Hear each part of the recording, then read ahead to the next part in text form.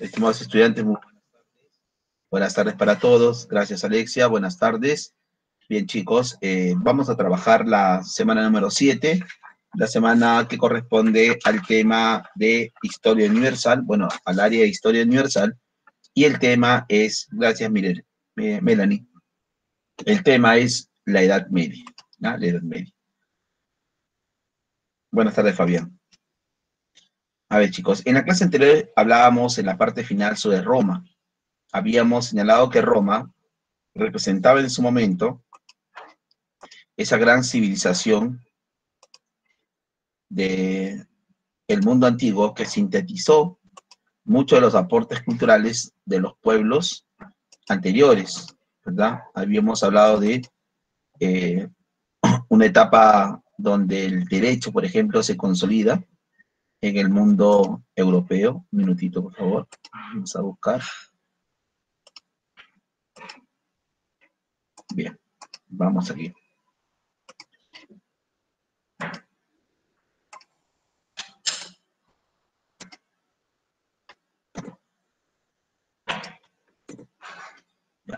Bien, chicos, les mencionaba que en la clase anterior veíamos la parte final de Roma. Roma entró en una situación de crisis a partir de el establecimiento de la tetrarquía con Diocleciano. Había habido años anteriores un ingreso masivo de pueblos extranjeros llamados bárbaros, que había significado la cesión de tierras y de derechos. En el año 313 se termina con la persecución sangrienta contra los cristianos y se funda Constantinopla, la capital del famoso imperio bizantino años posteriores. Teodosio es quien oficializa esta división del Imperio Romano en dos sectores, el Imperio Romano de Occidente y el Imperio Romano de Oriente, entregando a su hijo Honorio y Arcadio respectivamente la administración de estas dos zonas del emblemático y viejo ya en su momento Imperio Romano, que por contradicciones internas, por posesión de tierras, por conspiraciones, por guerras civiles, había entrado en una etapa, repito, de crisis, al ser un imperio bastante extenso. Bien, el día de hoy vamos a trabajar la Edad Media, vamos a ver las invasiones bárbaras que se van a dar en esta alta o temprana Edad Media para algunos, el surgimiento de un imperio bizantino, ¿no? El Islam, todos esos tres primeros lo vemos aquí en este periodo. A partir de la plena Edad Media vamos a ver un feudalismo y en la parte baja vamos a ver un renacimiento urbano y comercial. Veamos, la Alta Edad Media surge entre los siglos 4 y el siglo décimo, o sea, entre los años 400 y el año 900. En ese periodo hay una transición entre lo que era el mundo antiguo y el nuevo mundo feudal. Lo que aquí va a haber es una fragmentación del Imperio Romano y que ahora implica el surgimiento de un imperio carolingio, de un imperio bizantino y de un imperio árabe. Ya en la plena Edad Media, o llamado Medioevo, vamos a encontrar que en Europa se consolida el sistema feudal, caracterizado por los vínculos entre personas a través del compromiso de la palabra, a través del vasallaje y la servidumbre. Vamos a ver cómo en Europa hay un aumento importante en la producción agrícola, pero sin un sentido de una agricultura expansiva, sino intensiva, ¿no? Sino, mejor dicho, intensiva, pero no expansiva, porque aquí en la Edad Media no va a existir comercio, lo que va a existir es intercambio, autoabastecimiento. Y finalmente, en la Baja Edad Media, como ya mencionábamos, se produce la crisis del sistema feudal después de una guerra que la Iglesia Católica va a liderar, conocida como las Cruzadas. Esa constante guerra y el crecimiento desordenado de las ciudades hará que Europa sufra dos grandes epidemias, una en 1348 y la otra en 1370, especialmente a través de la peste negra o peste bubónica, también el sarampión, la viruela y otras enfermedades que serán convertidas en endémicas y que va a provocar la pérdida de más de un 40% de la población en el mundo europeo. Fue un golpe durísimo en su momento. La otra clasificación de la Edad Media es la clásica, que vamos a ver aquí. Es la Edad Media que comienza en el año 476, cuando el general germánico Odoacro, el rey de los érulos, toma, captura y asesina al famoso emperador Rómulo Augustulo, poniendo punto final al Imperio Romano de Occidente. Sin embargo, el otro imperio va a persistir hasta 1453, cuando los turcos otomanos tomen Constantinopla, derroten al emperador Constantino XI y esta ciudad de Constantinopla sea incorporada al famoso Imperio Otomano. Dentro de estos casi 1000 años de historia, vamos a encontrar acontecimientos divididos en tres, igual que el anterior. Aquí vemos Alta Edad Media, Plena Edad Media, Baja Edad Media. Aquí se le conoce también con otros nombres: temprana, alta y baja. En esta temprana Edad Media, lo que vamos a ver es la llegada de los pueblos bárbaros, que después de ingresar de forma violenta van a establecer reinos bárbaros. Y aquí encontraremos el origen de los países europeos, como Italia, como Francia, como la propia España, Inglaterra, ¿no? Y la propia Alemania en su momento. Vamos a ver que producto de esta llegada de los pueblos germanos, pueblos eslavos, pueblos godos, ¿no? Diferentes pueblos llamados así bárbaros, uno de ellos se va a convertir en un colaborador muy importante que tendrá la Iglesia Católica. Este pueblo es el reino de los francos, que en alianza con la Iglesia van a establecer un imperio, el famoso imperio carolingio, que lo veremos en unos minutos. La creación de los estados pontificios, la Iglesia Católica va a afianzar no solamente la creación de un imperio cristiano, sino también la consolidación de su poder en la zona central de Italia, creando los estados papales recibidos por un regalo que hará el rey Pipino el Breve en su momento. Veremos el esplendor de Bizancio con la época de Justiniano, la época de oro de los bizantinos, ¿no? Que hemos visto van a tener una extensión y un periodo de duración de casi 1000 años. Y también en el año 622 se produce la famosa Égira, la persecución contra Mahoma y todo un revuelo religioso en el mundo árabe, y que va a implicar la creación de una de las religiones más importantes en la actualidad en el mundo. Ya la Alta Edad Media implica que un imperio que había sido formado hace algunos años, en 1768, ese imperio sea fragmentado. El imperio carolingio es quizás uno de los imperios más cortos de la historia, al solamente tener 75 años y solamente a 2 emperadores. Este imperio carolingio, dividido por la ambición de los hijos de Ludovico Pío, al firmar un tratado de Verdún y la fragmentación. Esa fragmentación trajo dos cosas: la invasión de los pueblos europeos, en este caso los nuevos bárbaros, como serán conocidos los húngaros, los sarracenos, los normandos, los vikingos, que van a llegar y van a provocar caos. Y esa provocación, ese caos que van a generar estos pueblos germanos, implicará, por supuesto, que la formación y consolidación de un sistema feudal más adelante. También habrá un conflicto entre la Iglesia. Ojo, la Iglesia Católica Romana y Apostólica, la Iglesia Católica Ortodoxa. Va a haber una división de la Iglesia Católica, ¿no? Como consecuencia de los reinos bárbaros y el Imperio Bizantino, y esa diferencia que va a surgir aquí en 1054 se va a mantener. Y a finales de este periodo, la Iglesia Católica se enfrasca en una lucha contra el Islam. Como consecuencia del Islam, su perspectiva de crecer y de invadir Europa se va a ver detenida por un mayordomo, ¿no? Por Carlo Martel, y más adelante la Iglesia Católica reacciona buscando recuperar Tierra Santa, pretexto para algunos.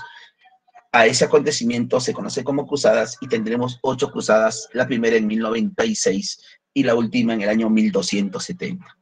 Ya en el siglo XII, a partir del siglo XII, la Iglesia Católica, los señores feudales comienzan a entrar en una etapa de decadencia. Financiar una guerra, un conflicto, conlleva una crisis, como ocurrió a través de la historia.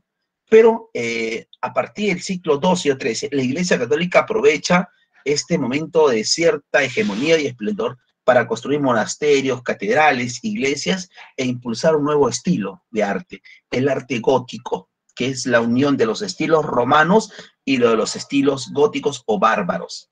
A esa fusión de dos estilos se le conoce como lo gótico.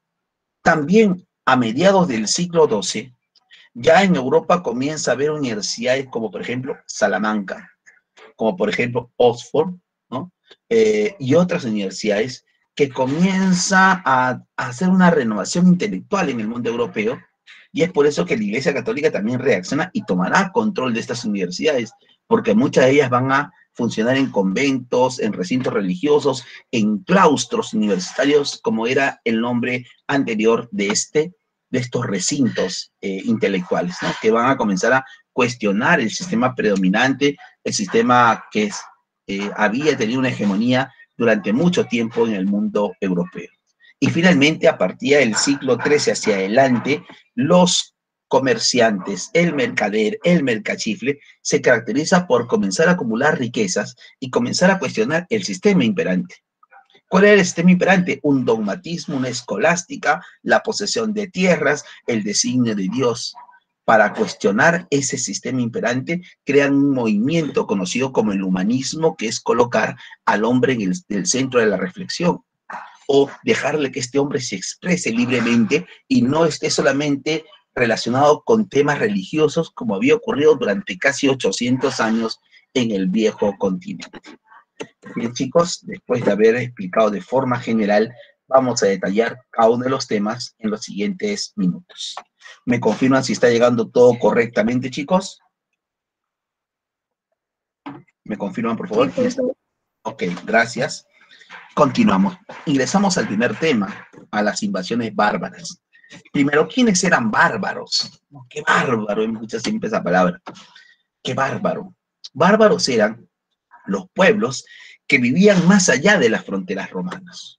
Pueblos que nunca fueron conquistados por los romanos y que de alguna manera tenían sus propias costumbres, sus propias creencias, su propio estilo de vida.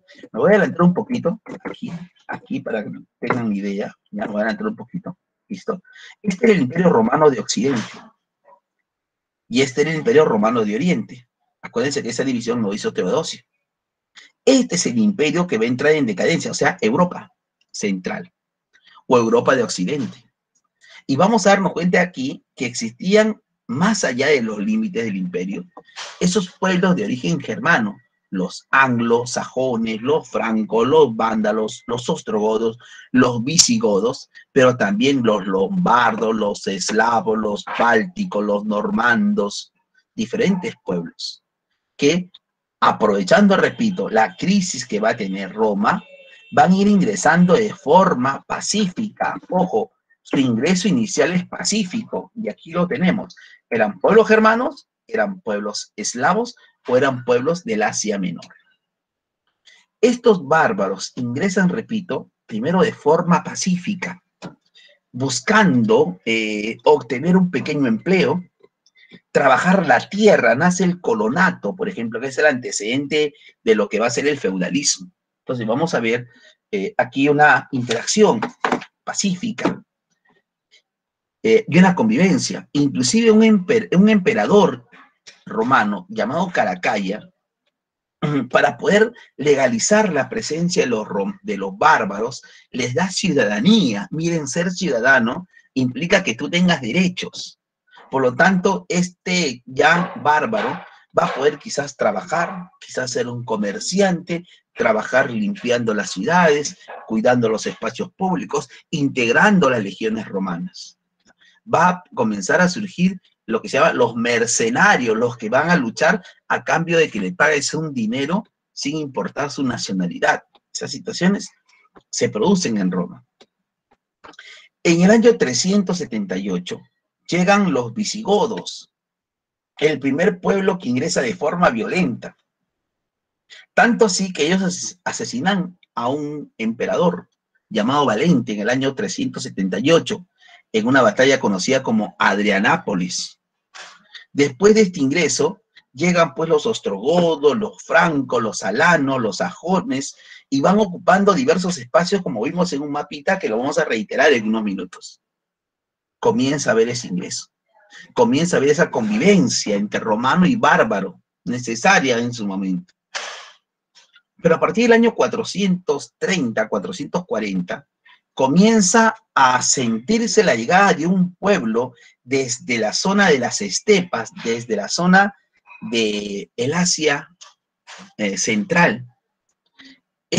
Y son los hunos del famoso Atila, los tártaros mongoles de Atila.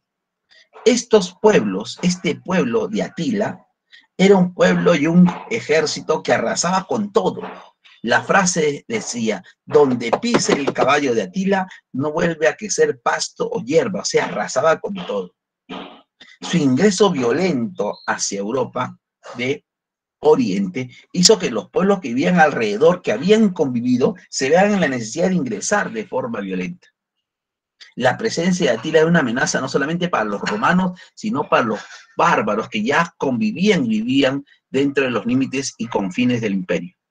Por eso que una alianza entre ostrogodos, una alianza entre visigodos y romanos, un ejército, llamémoslo así, multinacional, en el año 451 se enfrenta a Atila en los campos catalúnicos, y ahí en esa batalla va a ser vencido Atila. Atila se retira, pero eso ya no calmó la presencia de pueblos que van a ir llegando y provocando caos. Llegaron los vándalos, por eso el término vandalismo es un vándalo, un hombre que destruye ¿no? Llegaron los vándalos, esos vándalos ingresan, incendian Roma, destruyen Roma y después cruzan Sicilia y se van al otro extremo y ocupan el norte del África, donde estaba antiguamente Cartago, ¿no? La famosa ciudad hoy en día o mejor dicho, el país de Túnez. Ahí se quedan los vándalos. Hasta que finalmente en el año 476 ingresan los érulos del famoso general germánico Odoacro. Ellos llegan a Roma, destruyen Roma y asesinan al emperador Rómulo Augustulo. Y ese acontecimiento, producido en el año 476, es la que va a conllevar a lo que va a ser el fin de la Edad Antigua y el inicio de la Edad ya Media, o conocido como feudalismo. Entonces, ahí vamos a encontrar que estos pueblos ya ocupan vastos territorios, y esos territorios del antiguo imperio romano ahora se convierten en reinos bárbaros, ¿ya? En reinos bárbaros. Por eso que vamos a ver que España estará bajo el control de los visigodos. Los ostrogodos controlan Italia. Los francos controlan lo que es la actual Francia. Los burundios son los que van a controlar lo que hoy en día es Suiza. Por ejemplo, los que cruzan el Canal de la Mancha son los anglos y los sajones. Estos anglos, tierra de anglos, los escotos, por eso Escocia, Irlanda, el famoso reino o imperio británico. Y los vándalos que habían destruido se fueron hacia el norte, donde existía Cartago, la antigua Cartago. Ahí formaron también un reino vándalo. Entonces, como veremos, toda Europa ahora está en manos de los bárbaros. Ya no existe este imperio. Al otro extremo persiste un imperio, y ese es el imperio bizantino o imperio romano de Oriente. Entonces, llegaron los bárbaros. ¿Qué implicó la presencia de los bárbaros en Europa? Que los avances culturales de los romanos estén en una amenaza de desaparecer. Sí, mientras los romanos, después de las persecuciones sangrientas contra los cristianos, en el año 393 o primero en el año 313, el edicto de Milán, y después en el año 393, el edicto de Tesalónica, habían aceptado el cristianismo. Eran católicos, romanos y apostólicos. Los bárbaros eran politeístas, creían en los dioses de la naturaleza. Odín, Gotan, Thor, Walquiras, dioses de la guerra, dioses del trueno, en el caso de Thor, mientras que los romanos eran cristianos. Los romanos vivían en la ciudad, habían desarrollado la actividad comercial como la principal actividad económica para el crecimiento de su economía y de su imperio. Los bárbaros vivían en las zonas rurales, se dedicaban al campo, a la agricultura, pero una agricultura solamente de autoabastecimiento, de autoconsumo. No había ese sinónimo de ampliación de riqueza, y lo que había era intercambio o trueque. Los romanos tenían leyes escritas para regular el derecho de las personas. Y en Roma lo que se hacía es proteger a la persona, no castigar, sino darle una sanción, llamémoslo así, y que prime la libertad, que prime la vida en Roma. Eso es lo que se había conseguido en Roma. El derecho romano tiene como objetivo principal la vida, la libertad de la persona. Por eso que en los códigos respectivos de leyes dice, nadie puede ser acusado injustamente. Nadie es culpable hasta que no se le demuestre lo contrario. Toda persona, entre comillas, es inocente mientras no se demuestre su culpabilidad. Mientras que en el mundo bárbaro, estos bárbaros tenían costumbres. Por eso la corriente del derecho anglosajón. En el derecho anglosajón prima lo colectivo, no prima lo individual. Aquí prima lo individual, aquí lo colectivo. Aquí una sanción busca que esta persona repare el daño causado. Aquí lo que se busca es una sanción total. Por eso que vemos en Estados Unidos, cuando hay un juicio, a una persona se le acumulan los delitos y puede acabar con 30, 40 o 50 años. Mientras que nosotros aquí en el Perú, nuestra legislación romana hace que si una persona cometió un delito y esta conlleva a otros delitos anexos, no se le pueda sancionar por ello, solamente se le sanciona por un solo delito. Lo demás son parte del proceso, pero no se sanciona. Se busca solamente uno de ellos, el de mayor, llamémoslo así, pena. Y además hay una situación de reducción de penas, buen comportamiento y todo lo que nosotros vemos en nuestra legislación. Entonces, dos visiones diferentes. Los romanos, para poder realizar comercio, tenían monedas. Por supuesto que los bárbaros no, porque no tenían pues comercio, tenían trueque, intercambiaban productos. La Iglesia Católica inicialmente, que aquí se había fortalecido, la presencia de los bárbaros fue un golpe durísimo inicial, pero la Iglesia encuentra en los francos un gran colaborador, y vamos a ver que en base a Francia, en base un poco a Alemania y a Italia, formará un imperio que veremos más adelante, un imperio carolingio. Pero inicialmente aquí están reinos bárbaros.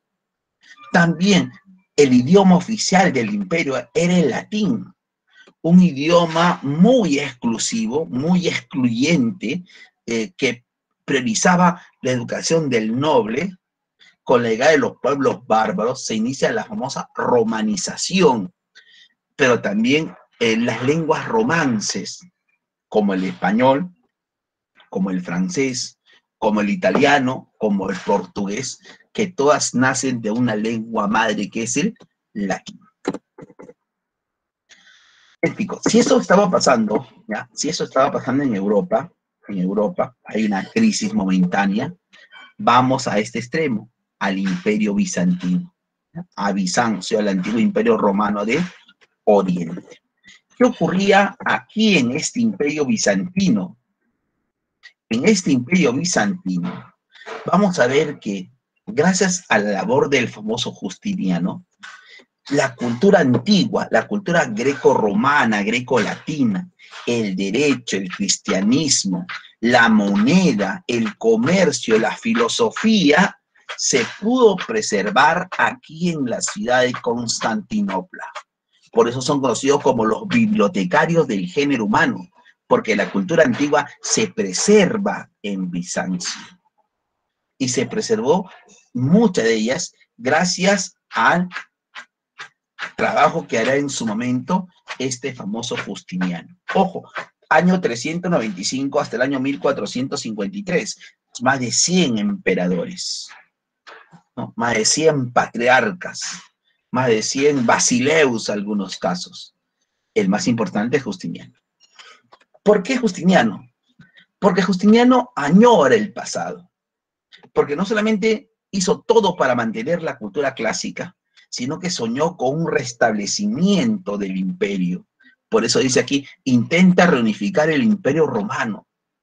Para ello tiene a sus amigos Belisario y Narcés, dos generales victoriosos con los cuales emprende una campaña. Y Justiniano, con estos generales, reconquista y destruye el imperio vándalo. O sea, el reino de los vándalos ahora es parte del imperio bizantino. Después cruzan y llegan a Italia, expulsan a los ostrogodos, recuperando Italia, recuperan el norte. Pero la muerte de Justiniano significó el fin de esa aspiración. A los pocos años, nuevamente los ostrogodos recuperan su territorio y también los vándalos. Es la época de esplendor, porque dice la época de oro de Justiniano. Su principal objetivo, restaurar las fronteras, quería restablecer el antiguo imperio, y hemos visto la importancia en estas campañas militares de sus dos generales, Belisario y Narcés. Pero no fue lo único que hizo. Justiniano lo que buscó es preservar el catolicismo. Por eso que la máxima expresión del catolicismo fue la iglesia de Santa Sofía. Como después Constantinopla cae en manos de los turcos otomanos, ¿no? Y después será parte de un imperio influenciado por el Islam, hoy en día esta antigua iglesia de Santa Sofía es una mezquita, es un centro de oración de la cultura islámica. En lo que es ciencia y arte, ellos prácticamente mantuvieron los estilos clásicos, Grecia, Roma, Persia, ¿no? Arabia, mantuvieron ello, hicieron una famosa nueva helenización, ¿no? De los avances culturales. No fueron originales, pero mantuvieron el arte y la ciencia. Aquí se mantiene el derecho. El derecho romano. Si hubiese perdido esa legislación romana, esa jurisprudencia de la legislación romana, aquí se recopila la legislación romana.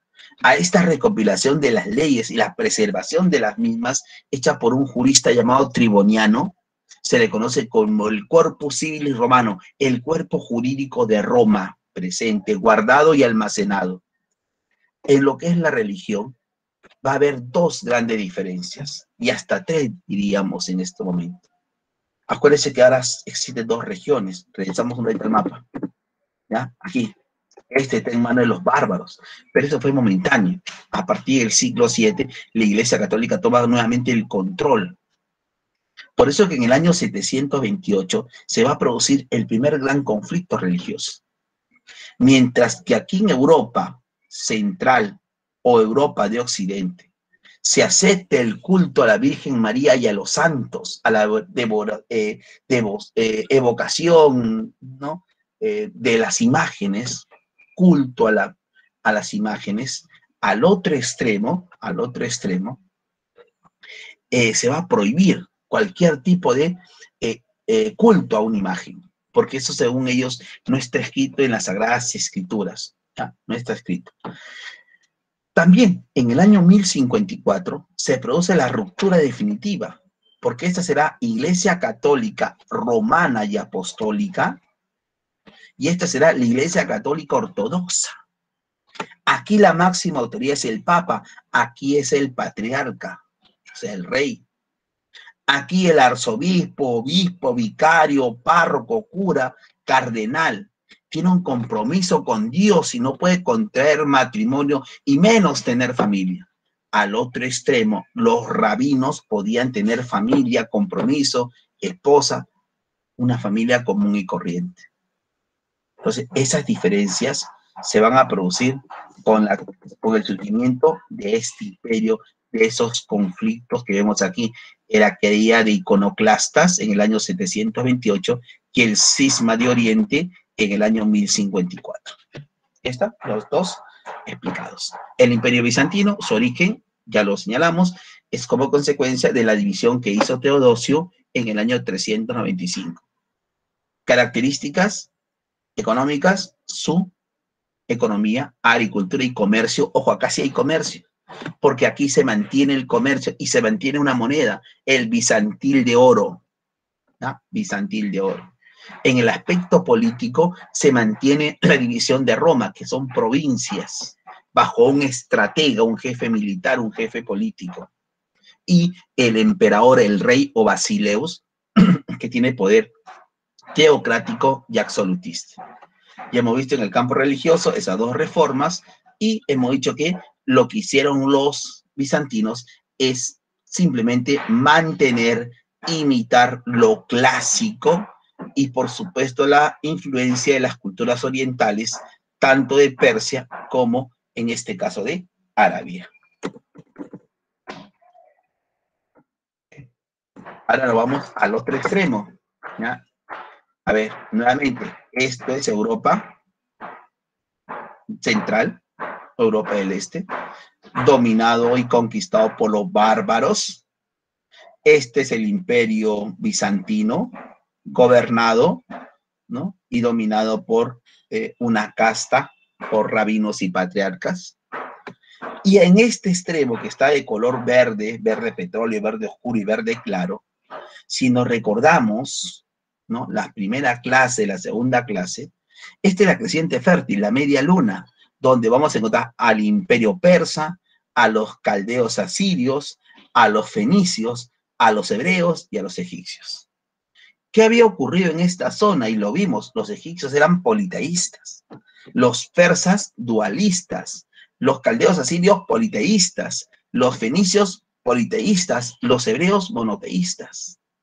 Esas enseñanzas del judaísmo, del monoteísmo y el dualismo van a servir como base para el surgimiento aquí en Arabia de una de las religiones más importantes que va a tener el mundo, que es el Islam. Por lo tanto, el Islam es la religión que va a ser formada, que va a ser que va a ser creada, llamémoslo así, creada, formada, impulsada por un líder religioso conocido como Mahoma.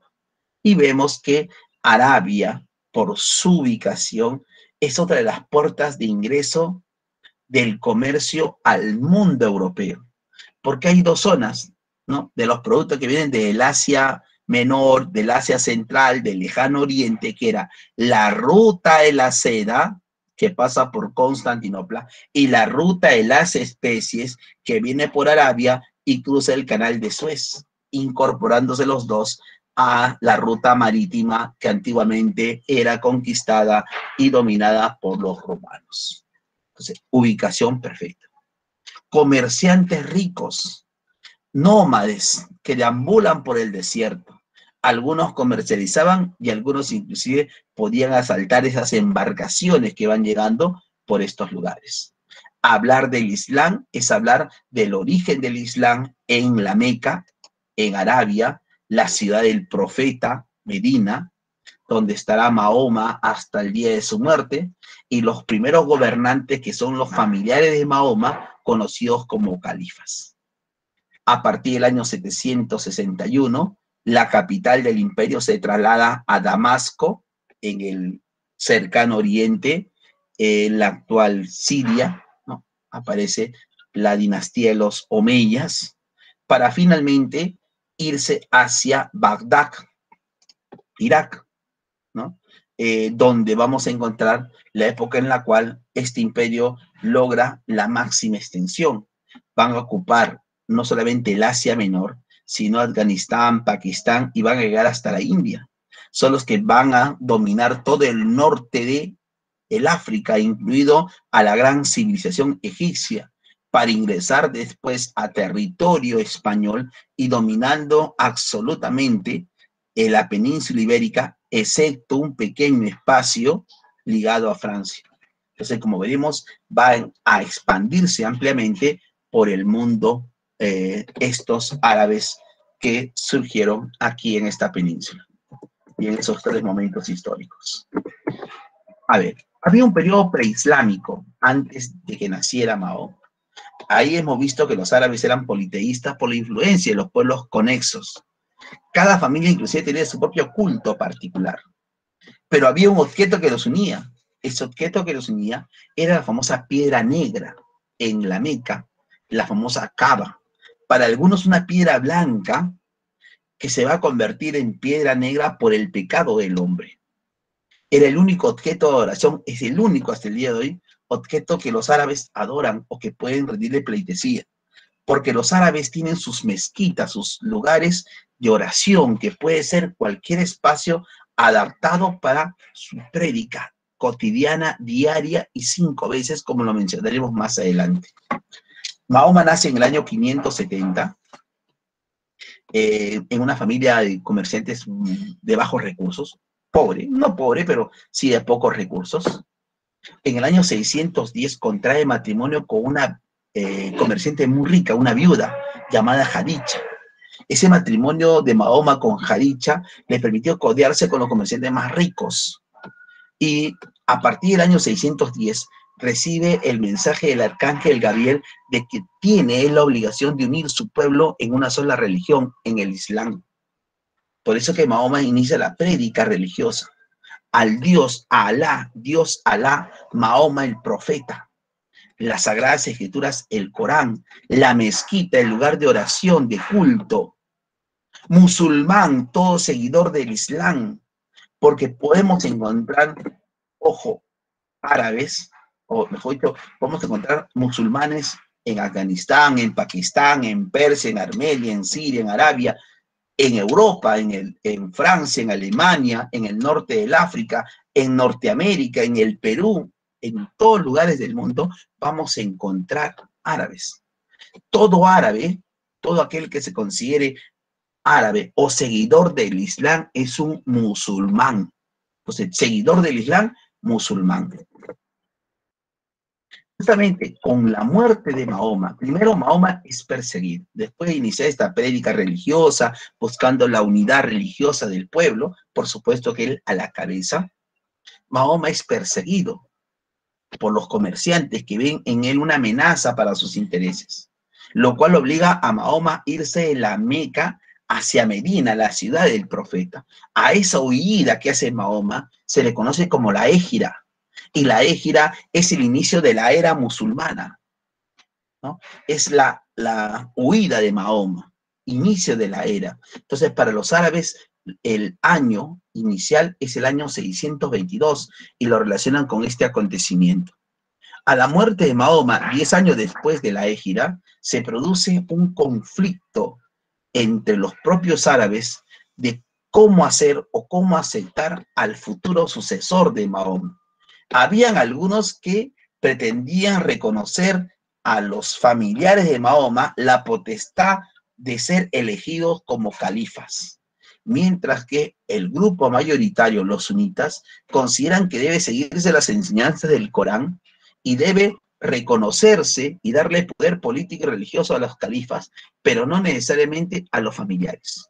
Por eso que habrán 2 grupos, 2 tendencias. Los sunitas, que son los más, y aún así democráticos, el 90% de los creyentes, y un 10% de creyentes radicales, que son estos chiitas, los que están dispuestos quizás a entregar su vida, a participar en acciones, llamémoslo así, de terrorismo, como se le conoce en Occidente, o implicar la vocación a Alá y la guerra santa, ¿ya? Los que menos tolerancia tienen a los otros, a las otras religiones o a las otras costumbres en el mundo moderno, ¿no? Por eso que vemos, por ejemplo, a una mujer árabe en Turquía con su burka, ¿sí? Pero vemos su rostro, sus manos, sus pies. Y podemos ver a una mujer del Islam en Bagdad, por ejemplo. en Bagdad, que está completamente tapada, no pueden ver absolutamente nada, solamente una rejilla de su turca, ¿no? De su turca, de su vestimenta, ni siquiera se le puede ver las manos, porque son sociedades que impulsan un radicalismo total y absoluto. Los árabes tuvieron a unas autoridades importantes, el califa, que es el sucesor de Mahoma, el jefe religioso, ¿ya? El jefe religioso. Vamos a ver aquí, califa, máxima autoridad política y religiosa, califa, autoridad religiosa y política. El Mexuar, que no está en los otros cuadros, el Mexuar es un consejero consultivo, una forma de asesores que va a tener el gobernante, en este caso un califa que ha sido elegido a la muerte de Mahoma. El gran visir, que si lo vemos aquí, visir, primer ministro, que dirige básicamente la administración y el gobierno, ¿no? Que eso lo tenemos en los diferentes sistemas parlamentaristas europeos, la figura del primer ministro, ¿no? Que en el caso del Perú no existe eso, no existe el primer ministro, existe presidente del Consejo de Ministros, pero a veces dicen primer ministro, no existe primer ministro, existe en los sistemas parlamentaristas, ¿no? Que son ellos los que eligen a estos primeros ministros, como ocurre en Alemania, como ocurre en Inglaterra, ¿no? Que existe ese sistema. El emir, que es el jefe militar, especialmente en esta época de expansión que va a tener a partir de los abbasidas. El Bali, que es el gobernador de una provincia, lo tendremos ahí. Los jueces que aplican la ley del Corán, el Dimax Nex, los que recaudan los impuestos, y así otras autoridades más, pero quizás la autoridad principal es el califa, el sucesor, la autoridad máxima, el visir, que es el primer ministro, y el emir, que es el jefe militar. Algunas manifestaciones culturales de los árabes. Los árabes aportaron mucho al mundo occidental, ¿no? A pesar de las diferentes controversias que vamos a encontrar. Fue uno de los pueblos que mayor aporte tuvo, repito, durante esta etapa de la Edad Media o el feudalismo, una etapa de oscurantismo para algunos. Por ejemplo, el uso del cero. Acuérdense que los romanos tenían sus números romanos, pero no utilizaban el cero. Tampoco los números arábigos. Este uso es gracias a los árabes. También crearon el álgebra, la trigonometría, los símbolos de la división, la regla de 3, el uso de la raíz, las proporciones, ¿ya? Un gran avance en lo que es la matemática. En el campo de la medicina, son los que van a ilustrar el cuerpo humano. Acuérdense que en Europa eso estaba prácticamente censurado. Nadie podía tocar, ni representar, ni escultar un cuerpo de alguien difunto. Si alguien moría era por designio de Dios, no se sabía la causa de la muerte, simplemente murió.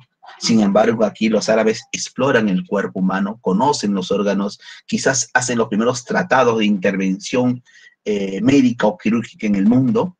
Son los que van a impulsar la alquimia, la química moderna, los alcoholes, los ácidos, la búsqueda de la vida eterna en su momento. En astronomía y navegación, sus avances y sus aportes fueron fundamentales. Por ejemplo, el astrolabio y la brújula. Aquí habría que comentar en las carabelas. Y con esa brújula, con el astrolabio y las carabelas, los países de la península ibérica que estarán sometidas justamente al poder árabe son los que van a iniciar en el siglo XV esos nuevos viajes en búsqueda de nuevas rutas comerciales, como veremos más adelante. Pero también esta navegación se ve favorecido por los viajes, ¿no? De algunos navegantes como Marco Polo, por ejemplo. La presencia de enciclopedias y representación de espacios físicos de la Tierra en mapas, ¿no? Importante. Se explora el Océano Índico, que era poco conocido, y comienza a hablarse de coordenadas geográficas, ya puntos referenciales para llegar a determinados lugares. En lo que es la arquitectura, ¿no? Los arcos ojivales, la bóveda, torres en punta, al estilo gótico, será parte también de un avance árabe. En el caso de la filosofía, si en Europa era Santo Tomás de Aquino y San Agustín, la escolástica y el dogmatismo, aquí vamos a ver la reflexión, la lógica, la matemática, ¿no? La filosofía de Aristóteles, ¿no? Puesto al servicio de la ciencia. También ellos fueron los que van a llevar al viejo continente, o sea, a España, por acuérdense que España estuvo del año 711 hasta el año 1498, casi 800 años, los españoles estuvieron gobernados por los árabes que eran aquí llamados moros, moriscos, pero son los que van a enriquecer la gastronomía española y a la par, por supuesto, con nuestra gastronomía peruana, ¿no? Por ejemplo, nuestro plato bandera, el ceviche, si no hubiesen llegado los limones, eso hubiese sido imposible. Si no hubiera llegado, por ejemplo, la cebolla, eso sería imposible. Los cítricos, los duraznos, por ejemplo, de Persia, el olivo para la obtención después del aceite, las técnicas nuevas en lo que es la irrigación, todo eso llevado hacia el mundo europeo, ¿no? Las famosas especies, azafrán, pimienta, comino, el arroz, por ejemplo, todos esos alimentos llevados por los árabes hacia, repito, la península ibérica, porque eso será dominación árabe durante muchísimos años. Regresemos nuevamente a Europa, los que les hablaba al comienzo, ¿ya? Acuérdense que había un mapa donde están los reinos bárbaros, esos reinos bárbaros que tenían costumbres diferentes. ¿Por qué el imperio carolingio? ¿Por qué los francos? Por lo siguiente, en el año 498, Clotilde, una mujer esposa del rey franco Clodoveo, lo convence para que pueda bautizarse y pueda convertirse al cristianismo. Por eso que el primer rey bárbaro cristiano es Clodoveo, año 498. Este Clodoveo pertenecía a la primera dinastía de reyes franceses. Esa dinastía tenía un nombre peculiar, reyes holgazanes, los reyes holgazanes, la dinastía, ¿no?, de los reyes holgazanes. La dinastía merovingia, reyes holgazanes. Llamados así a estos reyes, no porque no hacían nada, ¿sí? Se dedicaban a hacer algunas actividades, especialmente de caza, torneos, competencias, quizás un poco de literatura, pero no les gustaba administrar sus reinos, sus palacios, sus territorios. Buscaban dentro de los nobles del palacio aquel que tenía el mayor rango, mayordomo, señor, el señor mayor del palacio. A ellos le daban la responsabilidad de administrar el palacio. Entonces, estos mayordomos comienzan a adquirir importancia, ¿no? Por eso que dentro de las costumbres que tenemos en la actualidad, un mayordomo, pues, es una persona de confianza plena. ¿De quién? De estos reyes, en este caso, en los tiempos actuales, de los señores, ¿no? De los señores, de las familias importantes, el mayordomo. En el año 731 comienza a haber un asedio permanente de los árabes. Ojo, estos árabes que ya han ocupado España, su siguiente objetivo era ingresar a Francia. Un mayordomo llamado Carlos Martel se enfrenta a estos árabes de Tarit. Y en el año 732, Carlos Martel vence a los árabes. Ya imagínese usted el prestigio, la prestancia del mayordomo. Este mayordomo se ha levantado contra un ejército árabe y lo ha vencido, impidiendo que nuestro país caiga en manos de los árabes. Acuérdense, los franceses en su mayoría eran católicos. Prestancia, prestigio para él. Ese prestigio de Carlos Martel fue aprovechado por su hijo, el famoso Pipino el Breve. Dice, Pipino el Breve, hijo de Carlos Martel. ¿Qué hizo Pipino el Breve? Derrocó al último rey holgazán, Childerico III. O sea, Pipino el Breve venció a Childerico, acabó con la dinastía merovingia, con la dinastía de los reyes holgazanes, e inició una nueva dinastía, la dinastía carolingia. Y para ganarse mucho más a la iglesia, Pipino el Breve, que había iniciado esta dinastía carolingia, le va a entregar al Papa Roma, los estados papales. Y en compensación a la entrega de estas tierras de los estados pontificios, el Papa Esteban lo va a coronar emperador. O sea, un papa coronando a un rey emperador. Ese título recibe Pipino el Breve. Pipino el Breve, al morir, dejó dos hijos, Carlomán y Carlos. Carlomán falleció y solamente quedó uno, Carlos el Grande. Carlomagno, Magno Grande, aquí está Carlomagno. ¿Y quién es Carlomagno? El creador del imperio carolingio o primer imperio cristiano de la humanidad. Año 768. Y este imperio solamente va a durar hasta el año 843. Solamente 75 años y solamente dos emperadores. El primero, Carlomagno. ¿Quién es Carlomagno? Hijo de Pipino el Breve. ¿Qué hizo Carlomagno? Creó el imperio. ¿Qué buscó Carlomagno? Restablecer, restaurar el antiguo imperio romano. Pero eso lo intentó Justiniano. Sí, el segundo es Carlomagno.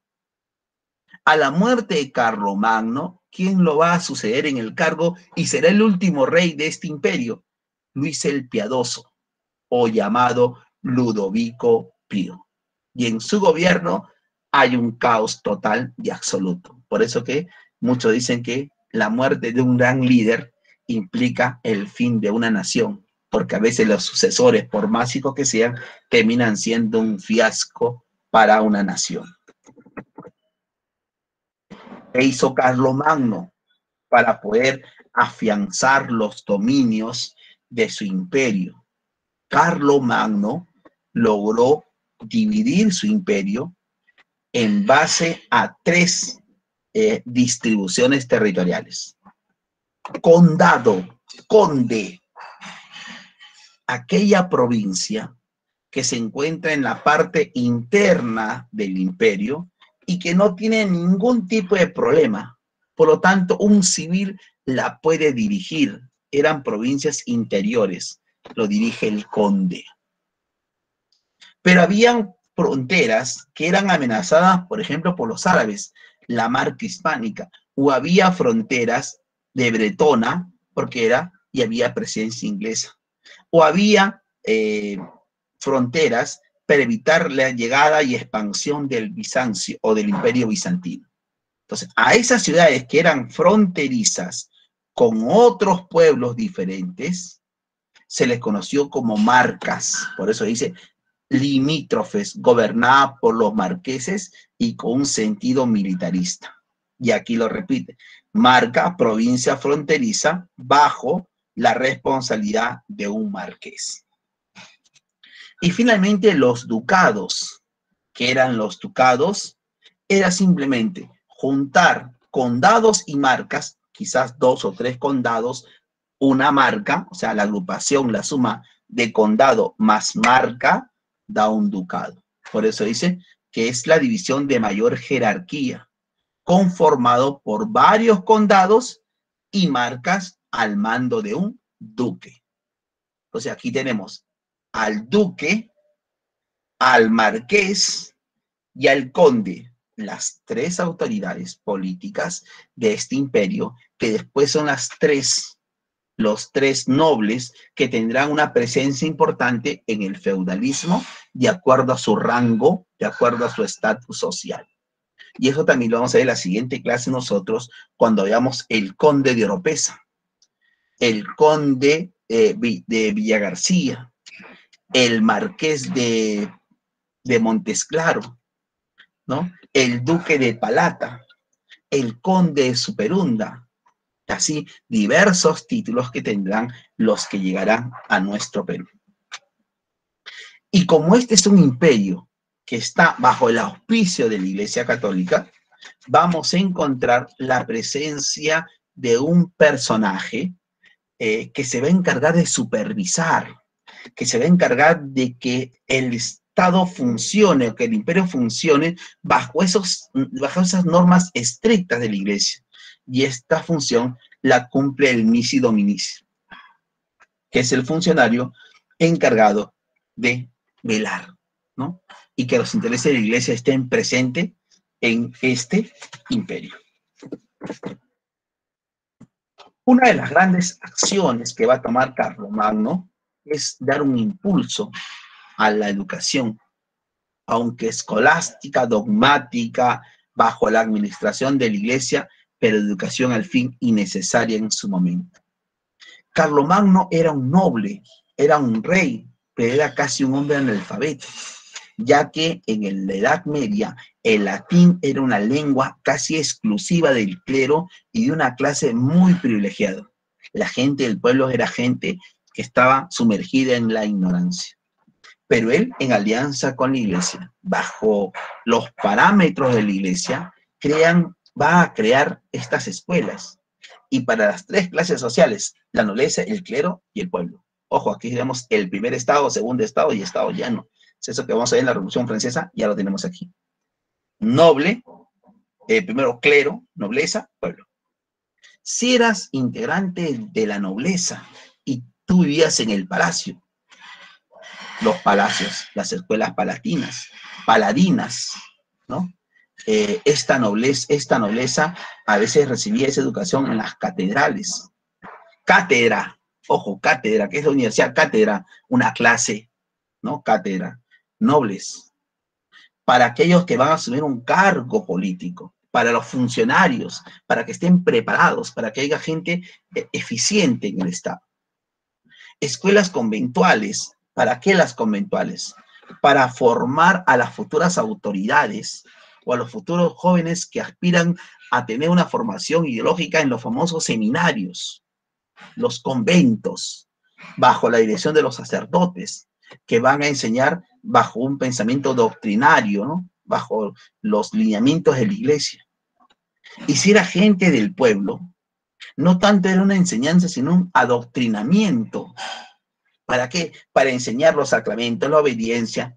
Era una educación clásica, dogmática, escolástica, memorística, ¿no?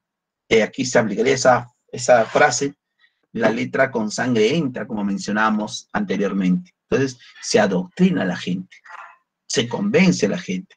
Por eso que hasta la actualidad existen colegios parroquiales. ¿Quién ha escuchado de una Inmaculada, de un San Agustín, de Rosa de Santa María, ¿no? De un Fe de Alegría, de un colegio manejado por los franciscanos, los dominicos, hasta universidades tenemos como la católica dirigida por la Iglesia Católica, porque aquí nace esa idea de adoctrinar a la gente de acuerdo a una perspectiva, de acuerdo a un ideal que se busca.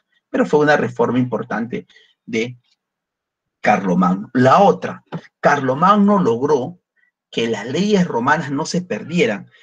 Van a surgir los famosos capitulares, los indes, los digestos, compilación de las leyes romanas preservadas por este emperador. ¿Qué ocurrió con este imperio? En el año 814, después de, 32 más 14, después de 46 años de gobierno de Carlomagno, lo va a suceder en el trono el famoso Ludovico Pío. Luis el Piadoso o Ludovico Pío. Un hombre muy entusiasta, ¿no? Pero carente de liderazgo. Un hombre muy bueno para algunos. Y aquí aplicaríamos lo que decía Nicolás Maquiavelo, ¿no? El arte de gobernar, el fin justifica los medios. Todo rey debe ser déspota y debe ser autoritario. Él no lo era, ¿no? En su gobierno lo único que hizo es mantener lo que su padre había logrado, la extensión, cuidar y proteger. A la muerte de este segundo y último rey del imperio carolingio, lo suceden sus hijos. Tuvo 3 hijos. Carlos, el calvo, el francés, Luis el Germánico y Lotario. Y estos hijos, en vez de mantener la unidad del imperio y de alguna manera ponerse de acuerdo, lo que hicieron fue repartirse el imperio. Parte de Francia va a quedar para Carlos, la parte central y el único que va a tener título de rey, porque no va a poder pues quitarle a la iglesia ya el gran poder que tenía, Lotario, y aquel que tomará pues la zona de Alemania, que va a ser Luis el Germánico. Los tres hermanos deciden firmar ese tratado de Verdún, ponen punto final a cualquier conflicto y cada uno tiene su propio reino.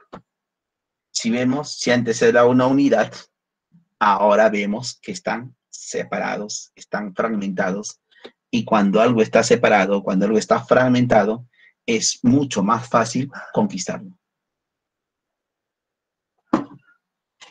Veamos qué va a ocurrir con este imperio. Este imperio, al disolverse, implicó el surgimiento de un nuevo sistema económico, político y social.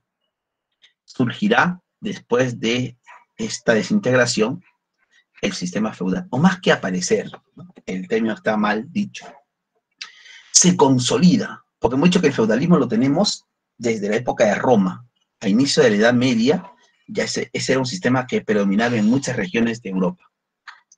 Después del siglo XIII se acabó el feudalismo, no, ese feudalismo se mantuvo en Inglaterra hasta el siglo XVII, la Revolución de 1688. En Francia hasta 1789, la Revolución Francesa. Por ejemplo, en México, 1910 con la Revolución Mexicana. En Rusia, 1917 con la Revolución Rusa. 1949 la Revolución China. En el Perú con la revolución, o más que revolución, con la reforma agraria. Porque feudalismo era concentración de tierras en pocas manos y simplemente aprovechar de esa posición privilegiada para explotar a quien no la tenía. Pero la época clásica de este sistema es Europa, entre los siglos 900 y el año 1200. O sea, durante casi 300 años fue ese sistema que primó en toda Europa. Al no haber un poder central, porque esa es la característica, al diluirse el poder central, que hubo aquí, ya no hay poder central, ahora cada uno de ellos tiene su propio territorio y tiene su propia autonomía. Una cosa es enfrentarse a tres que enfrentarse a uno. Por eso que los pueblos que eran anexos a ese imperio carolingio comienzan a invadirlo. Vamos a ver en unos minutos como sarracenos, vikingos, húngaros, suevos, alanos, nuevamente ingresan y conquistan parte de estas tierras.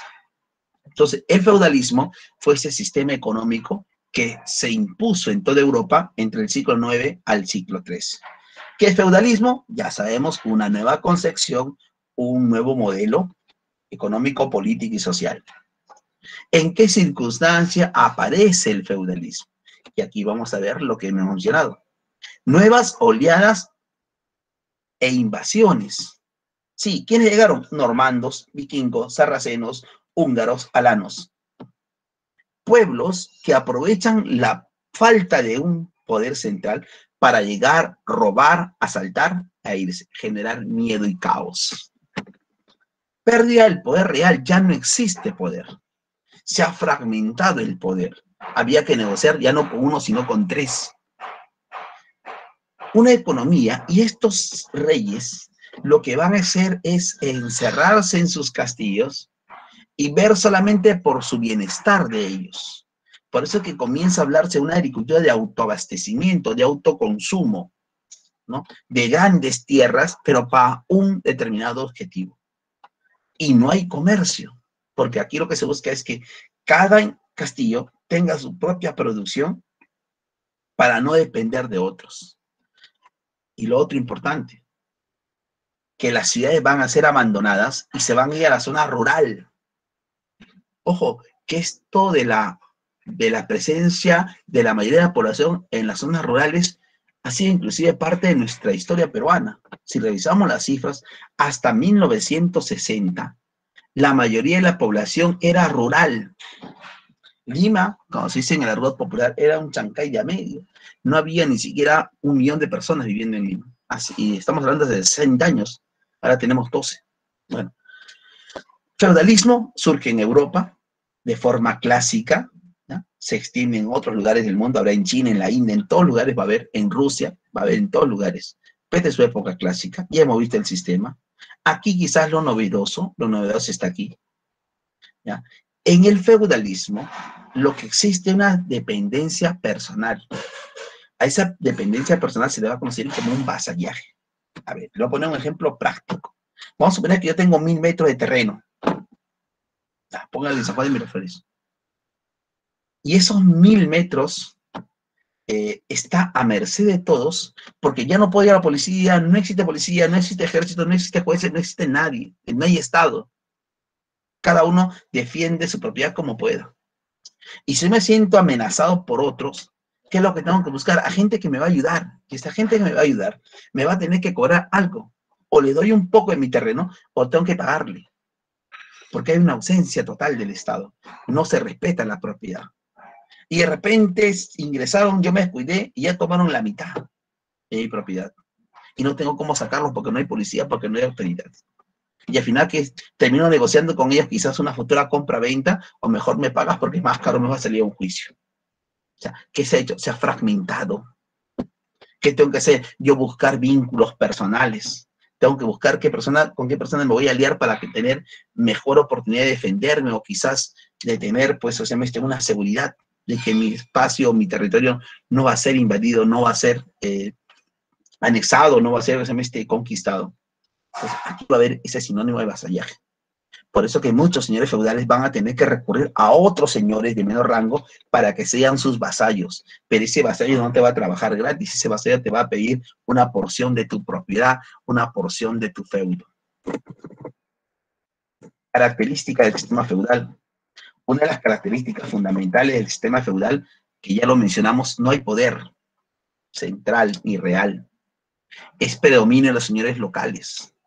Un claro ejemplo, si en el barrio, por ejemplo, en plena época de, llamémoslo esto, de aislamiento social, alguien hace su reunión en su casa, dentro de su casa, entre 3, 4 amigos, lo hace porque es su terreno, es su feudo. O cuando a veces quizás había una reunión, vecinos, son 5 de la mañana, yo creo que ya usted puede apagar su música porque queremos dormir. ¿Sabes qué, vecino? Yo estoy en mi casa puedo bailar siquiera hasta las 5 de la mañana, 6 de la mañana, o puedo seguir 2 días porque es mi casa, es mi feudo, es mi propiedad. O muchos de ustedes que decían, mamá, por favor, no toques nada en mi cuarto es sagrado. Ese es mi espacio que yo cuido y es parte de mi privacidad, y lo defiendo con uñas y dientes, como se dice. Ese es el feudalismo. No hay autoridad, cada uno tiene que tener aliados importantes, entonces no hay poder. Lo que buscas es a otros señores para que te defiendan. Por eso que vamos a ver más adelante, yo, señor, necesito colaboradores. Yo, colaborador, entrego mi vida por ti. Yo estoy dispuesto a dar la vida por ti. Habrá un homenaje y una investidura que lo voy a explicar en unos minutos. Las causas internas, ya hemos visto, comenzó la costumbre de repartir tierras. Para que sea fiel a mí, le tengo que dar tierras, desmembré un imperio, voy a crear simplemente un divisionismo. Y en las externas, lo que ya vimos, las invasiones de esos pueblos que van a llegar a finales o a mediados del siglo IX, a partir de 1843 hacia adelante. En el feudalismo, la sociedad está dividida en estratos sociales, ¿sí? No hay concentración del poder, ya dijimos, es algo clásico, se lo han repetido como 2 o 3 veces en pregunta. La principal característica del feudalismo, la ausencia del poder central. Una economía exclusivamente agraria, grandes propiedades, que tiene que ser autosuficiente, porque hay un autoabastecimiento, porque no va a haber comercio y el avance tecnológico todavía es muy escaso. Aunque aquí va a haber técnicas agrícolas que van a mejorar un poco la producción. Organización social.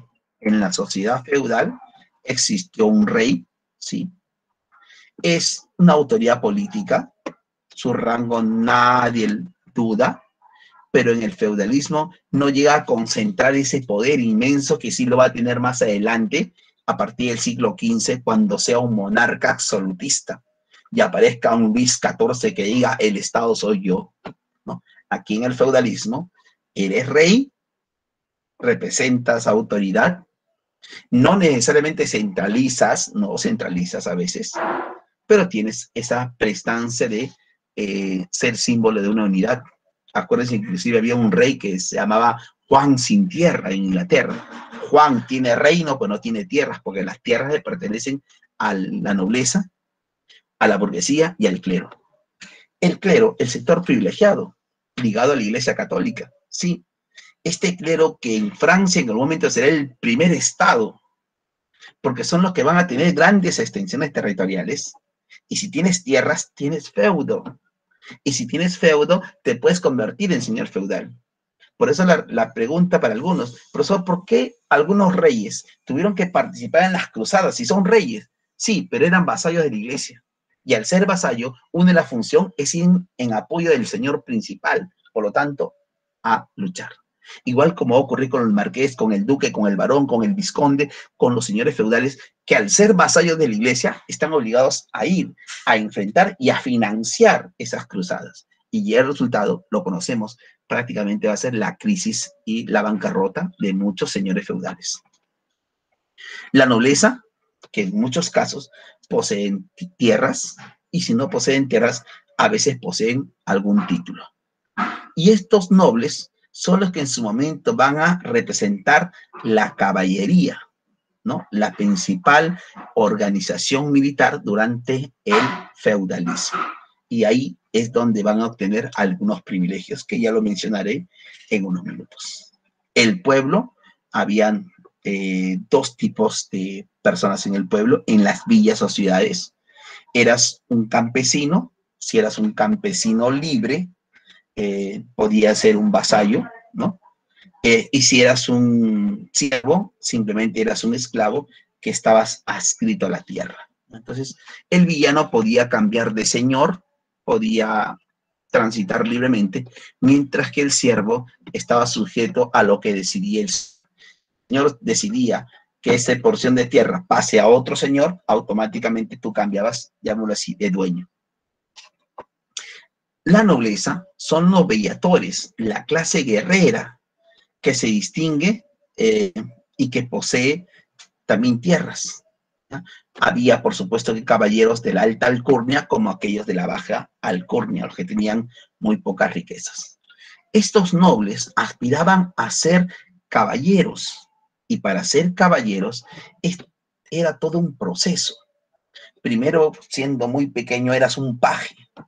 Después eras un escudero, después conseguías ser un guerrero y finalmente podías ser nombrado un caballero, ¿no? Para eso existía una ceremonia del espaldarazo o el pescuezazo, que era el golpe en la nuca o con la espada en la espalda, darte ese respaldo, ¿no? Para que puedas asumir una función militar.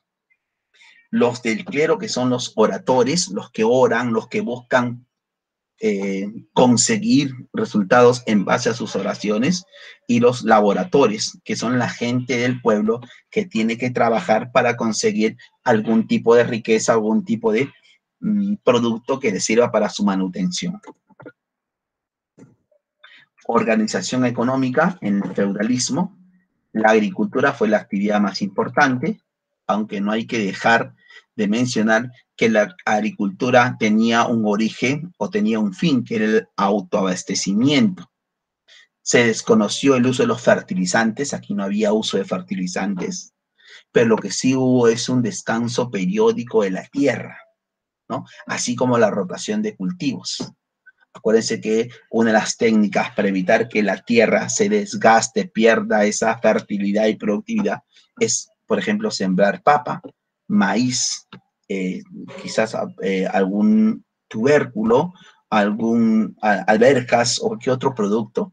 Si solamente siembras papa en todo el año, esa tierra se desgasta. Por supuesto que no es la ideal. Existe esa rotación de cultivos que aquí en la Edad Media se va a poner en práctica. Los tributos se pagaban de dos formas. Primero podías trabajar la tierra, cultivarla, cosecharla, y parte de ese producto ser entregado como tributo, como especie, podías cumplir ello. O lo otro era a través del trabajo, el trabajo gratuito, que lo hacía especialmente el siervo, ¿no? Con ese trabajo gratuito conocido como la corvia. a cambio de que este siervo recibía una porción pequeña de tierra para su manutención, que era conocido como manso, ya que el siervo prácticamente estaba a merced y estaba a voluntad del Señor. Por ejemplo, si este siervo hacía el trabajo respectivo de la corvia, el trabajo gratuito, recibe el manso y necesita herramientas, el Señor le va a cobrar sus gabelas. Si este siervo quiere pasar por un puente para conseguir agua, tenía que pagar peaje. Si este siervo quería, por ejemplo, contraer matrimonio, tenía que pagar un formariaje. Y si el siervo contraía matrimonio, ya la esposa le llamaba la atención del señor feudal, el señor feudal podía pedir que esta esposa pasara la primera noche con el rey o con el señor, gracias a la famosa pernada, que era la potestad que tenía el señor, ¿no? Era el que estaba en condición de desventaja total y absoluta. La economía feudal, agropecuaria, y hemos dicho autosuficiente, lo que se busca es que sea autosuficiente, es el periodo en el cual la población, como también ya mencionamos, una es campesina, la otra es sierva, ¿no? Los siervos de la gleba.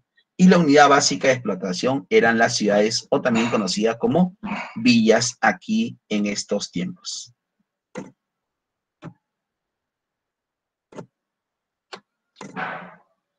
Instituciones y costumbres feudales. A ver. La caballería. La caballería fue la institución de mayor rango militar que había en el feudalismo. Todo noble aspiraba a integrar no solamente los templarios, los de Malta, una hermandad militar, que después estará al servicio de la iglesia, sino que además ese era el rango que quería todo noble. Y acuérdense que aquí, y lo vamos a ver en unos minutos, ser un caballero era todo un honor en la Edad Media, en el feudalismo. Su palabra, su compromiso era quizás lo más importante que tenía un caballero. De ahí que hablábamos, ¿no? Se llama es un caballero. ¿Quién es un caballero? Aquel que cumple con su palabra. Aquel que no necesita de documentos para asumir sus responsabilidades. Aquel que sabe cumplir a cabalidad cualquier compromiso que él asuma. Que sella ese compromiso con un apretón de manos, se necesite, me comprometo contigo. Ese es un caballero, ¿no? Entonces, esa costumbre de ser un caballero que viene de la época de los bárbaros era lo que anhelaba todo noble aquí en el feudalismo. La tregua de Dios era la potestad que tenía un rey o un señor feudal de pedir restricciones cuando había una situación de guerra. Ojo, porque las guerras aquí, durante el feudalismo, eran básicamente guerras a veces de distracción más que de conquista. La otra acción importante era la cuarentena del rey, esta palabrita que nos ha tenido durante un año en nuestra cabecita, era los 40 días que se exigía como plazo antes de iniciar una guerra para que todo el mundo se prepare para la guerra. Y finalmente las costumbres feudales, ¿no? La de las casas, la de la guerra, la de los torneos y los juegos de diversión, como los dados, por ejemplo, como el ajedrez, justamente que representa figuras de estos tiempos. Y finalmente las relaciones feudales, que aquí la voy a explicar y que ya le he mencionado en varias oportunidades. Pregunta varias veces sobre este tema. El propietario de tierras, el señor feudal. Ojo, las relaciones feudales se dan entre nobles. ¿Quién era el principal señor feudal en la Edad Media? La Iglesia Católica. ¿Por qué la Iglesia Católica? Porque tenía un tercio de todas las tierras bajo su poder, bajo su dominio. Por lo tanto, si tenían tierras, tenían poder. Entonces, un señor feudal es el que posee la tierra, el feudo. Y como este señor no tiene cómo proteger su propiedad, porque hay una ausencia de un poder central, necesita de otros señores de menor rango que estén a su servicio. Por ejemplo, si yo era duque, ¿podía tener como vasallo al marqués? Sí. ¿Podía tener como vasallo al conde? Sí. ¿Podía tener como vasallo a Visconde? Sí. ¿Y la Iglesia Católica me podía tener a mí como su vasallo? Sí, porque tenía más poder. Entonces aquí había rangos. Entonces, era entre nobles. Yo podía ser señor y a la vez vasallo. ¿Cómo se producía este compromiso? Este compromiso se produce a través de dos momentos. El primero, este caballero, este noble, jura dar la vida por ti, estar en tu apoyo, ir en tu auxilio, defender y poner por delante su vida. Si este caballero convence al Señor de que le va a servir, que va a ser parte de su corte y de su fuerza de protección, si lo acepta, esa aceptación es conocido como homenaje. Por lo tanto, ¿qué es el homenaje? El pedido del vasallo para que pueda ser aceptado dentro del feudo del señor. Si este señor acepta a este vasallo, se va a producir el segundo momento o la segunda ceremonia. Si aquí hubo un homenaje, él va a presidir una investidura. ¿A quién va a investir? A este señor de menor rango que se va a convertir en su vasallo. En su vasallo. ¿Cuál es el compromiso del señor? Entregarle tierras para su manutención. Va a tener que ceder parte de su propiedad para tener protección. Pues este vasallo se arrodilla, el señor le coloca un puñado de arena, un par de anillos para simbolizar ese compromiso, un ramo de flores, un abrazo, un beso, sellaba ese vínculo. ¿Qué pasaba si uno de ellos no cumplía con su compromiso asumido? Era un felón, un traidor. Era como si fueras un apestado en la Edad Media. Nadie volvía a confiar en ti porque se conocía que no cumplía con su palabra, no tenía palabra de honor. Entonces, esa relación entre nobles.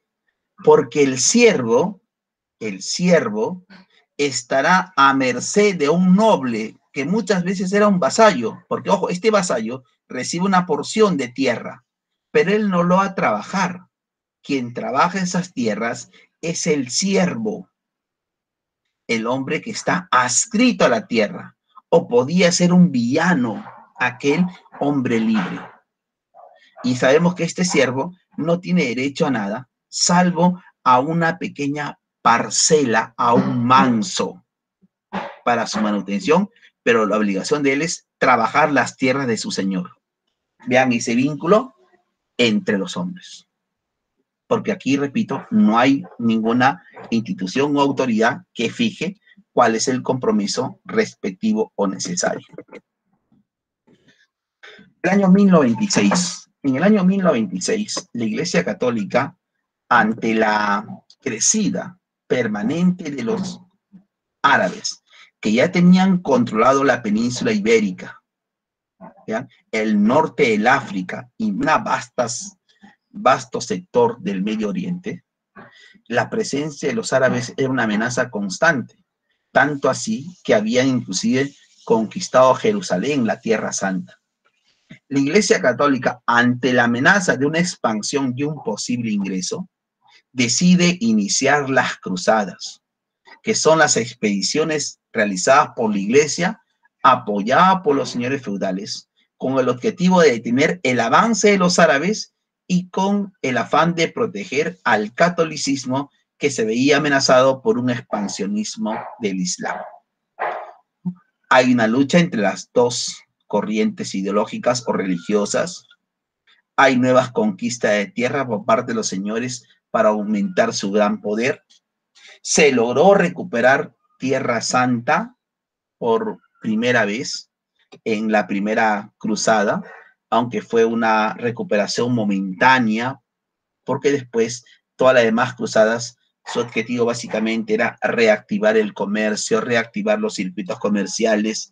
Al final, esta cruzada fue perjudicial para la iglesia y para los señores feudales y los nobles, que se van a ver vistos en una crisis económica que será aprovechada al máximo por alguien que va a tener un gran poder económico. Justamente veamos las consecuencias. La Iglesia Católica va a tener un desprestigio, va a decaer el sistema feudal, especialmente en el plano económico y en el plano militar. Habrá alguien que estará dispuesto a comprar tierras, a restablecer lo que es la urbanidad y lo que es el comercio, ¿sí?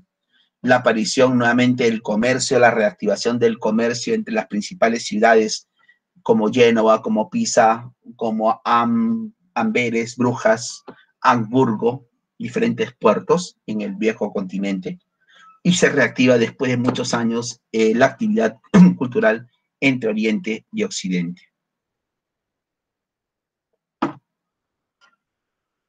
Consecuencias religiosas: se presentaron a los papas como los jefes supremos del mundo cristiano. Inclusive después de estas cruzadas habrá un cisma de Occidente, un papa en Italia, un papa en Francia, un papa en Alemania, fragmentación del poder. Se debilitó el feudalismo, aunque se va a robustecer el poder del rey, ¿sí? Como unidad, como principio de unidad.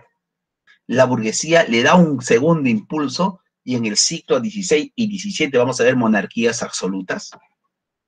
Y, como ya mencionamos, se reapertura en algunas partes del mundo el comercio nuevamente. La educación en la Edad Media fue una educación que se basó en una ignorancia casi total de la población. Tanto así que Carlomagno, por ejemplo, era casi un hombre analfabeto.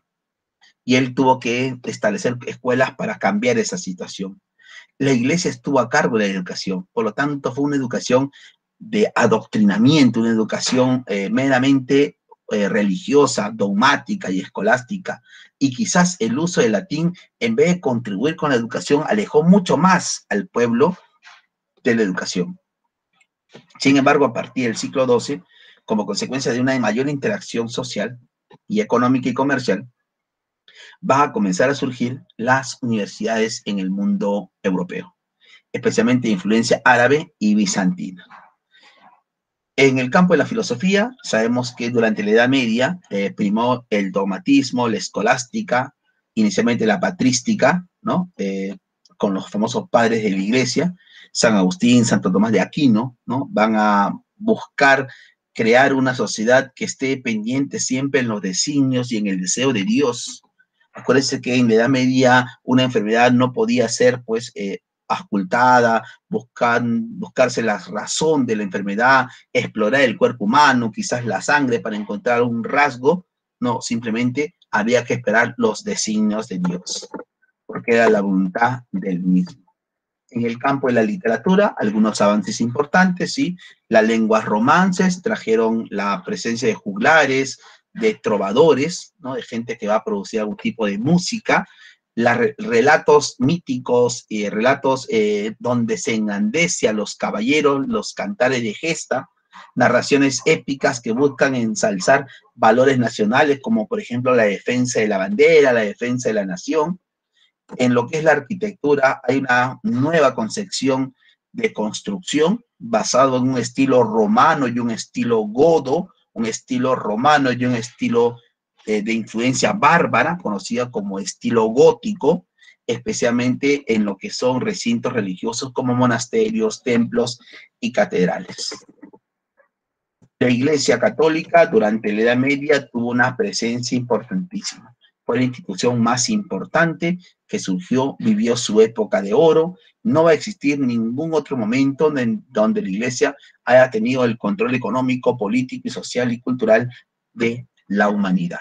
Por supuesto que aquí no la Iglesia, sino las personas que en su momento van a tomar el control de la misma, van a aprovechar, van a buscar enriquecerse en base a conseguir la mayor cantidad de territorio. Va a haber un sinnúmero de medidas que tomarán buscando que la gente entregue a la iglesia sus tierras con esa esperanza de un perdón y de una llegada más adelante a un paraíso.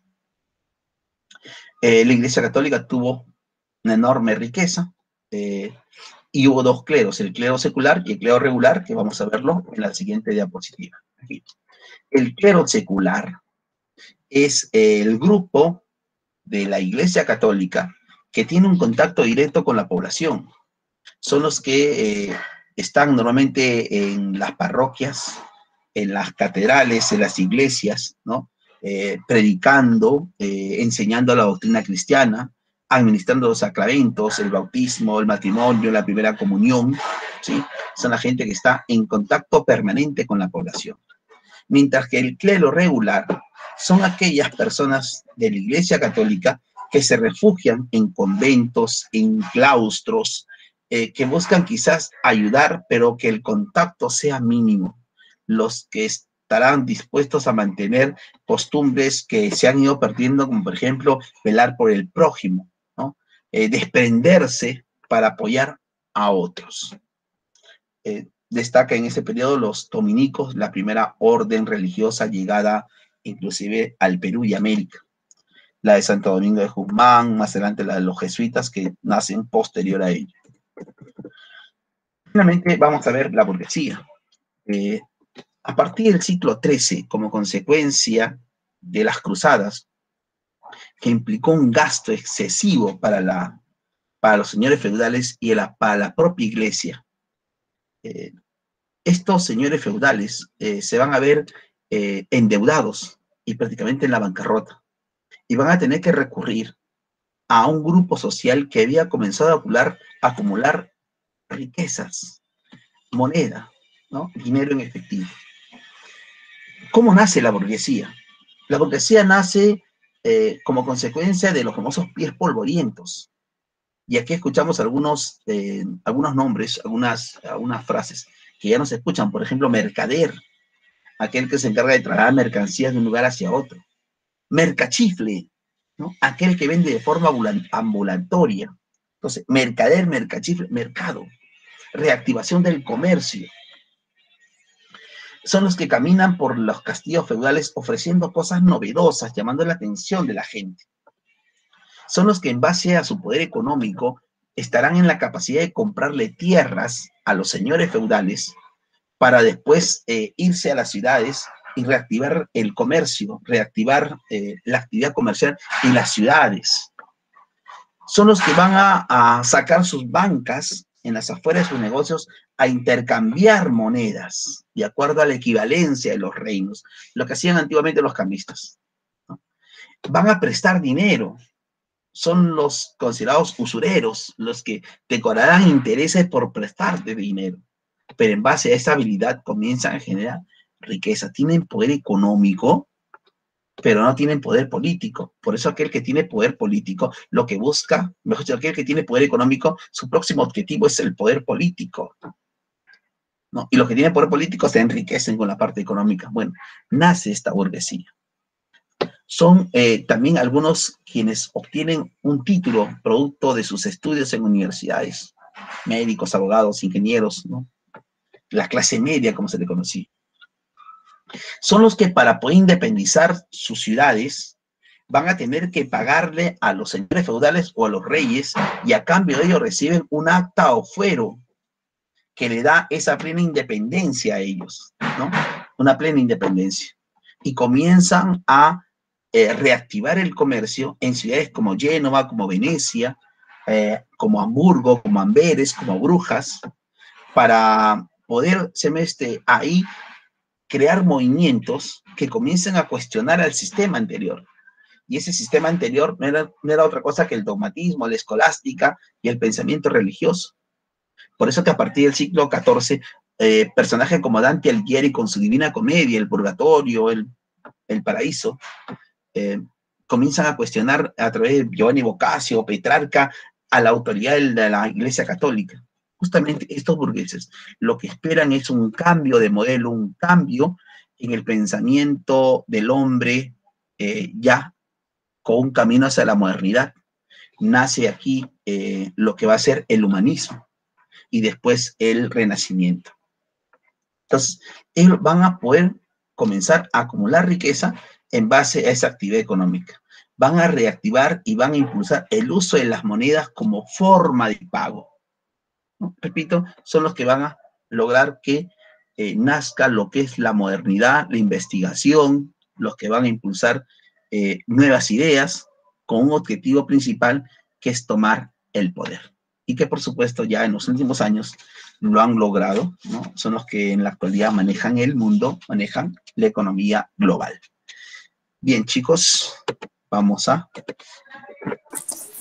Profesor, profesor, Sí, te escucho, te escucho. una pregunta. No me quedó claro en Imperio Carolingio. ¿Quién fundó la dinastía merovingia? A ver, ya. A ver, la dinastía merovingia, si lo quieres de forma específica, la dinastía merovingia la va a fundar Meroveo. Meroveo, por eso nace Merovingia, año 451. Merovingia, ¿ya? Es Meroveo. Y el último de esa dinastía es Childerico III. Entonces, el primero, Meroveo, fundador de la dinastía merovingia, los reyes holgazanes, y el último es Childerico III. Pero de ahí mencioné a uno, que es el famoso, el que va a convertirse al cristianismo, Clodoveo. Clodoveo es quien se convierte al cristianismo y ahí nace esa alianza entre la Iglesia Católica y los francos. ¿Sí? ¿Te quedó claro así? O sea, Clodoveo fue el rey del cristianismo y, Claro. y Carlomagno fue el que fundó el Imperio Carolingio en sí. Ya. A ver, te explico nuevamente. A ver. En la primera dinastía en Francia fue la dinastía merovingia, ¿ya? Ese es el que merovingia. Esa dinastía merovingia fue fundada por Meroveo, ya, Meroveo.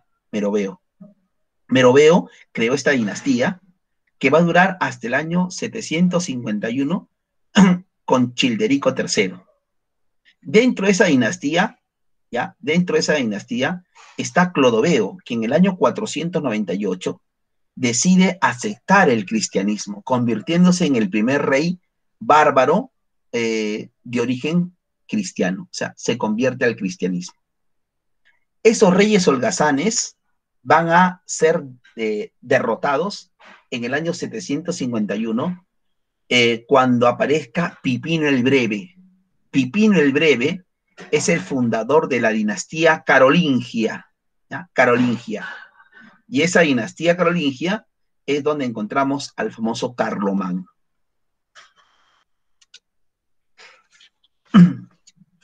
Profesor, gracias. Ya, Okay. sí, el catolicismo tuvo un fuerte en un fuerte impacto en la Edad Media. Igual, de todas maneras, se desprestigió a fines de las cruzadas. La iglesia. Ajá, Sí, al fin y al cabo. sí, la O sea, ahí iglesia católica, terminó. claro, no es que termina su poder, sino que a partir de las cruzadas, al financiar estas expediciones, estas 8 expediciones, la iglesia católica entra en una situación de crisis porque quienes de alguna manera lo apoyaban, que eran los reyes y los señores feudales, están en una situación de crisis, se están endeudados, ya no tienen recursos, y para poder de alguna manera recuperar un poco su preponderancia o predominio, esos señores feudales recurren a quienes, a los burgueses, a solicitar los famosos préstamos. Por eso que estos burgueses eran prestamistas. O sea, la burguesía va a comenzar a financiar a los señores feudales. Y como estos señores feudales no van a poder pagarles, lo que va a hacer la burguesía es poco a poco pedirle a cambio de su deuda que le vaya cediendo territorios. Y así la burguesía va a ir comenzando a acumular propiedades y por supuesto que recursos económicos. Ya, pues, gracias. Bien. Bien, chicos, comenzamos con la pregunta. Primera pregunta. 1, la alternativa C, la liberación de esclavos en Roma, que fueron convertidos a colonos. Ahí encontramos el origen del feudalismo. 2, la alternativa A, en Mahoma, en el término Islam, por Mahoma, él dice, el término Islam es sumisión al Dios. ¿Ya? El Islam significa sumisión al Dios único. 2, alternativa A. 3, los turcos seleucidas, 3A. 4, las escuelas monásticas, 4C. 5, la alternativa A. 6, la alternativa C, las ligas. Justamente en la parte final me olvidé de explicar. Las ciudades, a partir del siglo XIV, las ciudades comerciales, como en tiempo de Grecia, comienzan a agruparse y formarán ligas comerciales. 7, la alternativa C, todas son correctas. Todas, 7, alternativa C. 8, la alternativa C, la recopilación del derecho romano. 9, la alternativa D, el siervo. 10, la alternativa B, la razón al servicio de la fe. En evaluación, 1, alternativa B, las lenguas romances. 1B. 2, la alternativa B. 2B. Después de las cruzadas y del feudalismo, esa caballería que era todo un honor será reemplazado por la infantería. 3, la alternativa A, Carlomagno. 4, la alternativa A, el fortalecimiento de las monarquías europeas. 5, la alternativa E. 5E. 6, la alternativa E, Flavio Aesio, es quien en alianza con otros pueblos bárbaros vencieron a Atila. 7, la alternativa C, los árabes. 8, la alternativa D, Lotario, que mantiene el título de rey, o en este caso de emperador. 9, la alternativa B, la Égira, la huida de Mahoma. Y 10, la alternativa E, todas son correctas, todas son verdaderas. Bien, chicos. Sí, te Profesor, la escucho. 10 de clase. La La 10 10 de... de clase. A ver, un minuto. La 10 de clase es la alternativa B. 10. Gracias, profesor. Ya. Bien, chicos, que tengan buenas tardes para todos. Nos vemos en la siguiente clase y estudiar para su primera evaluación. Cuídense.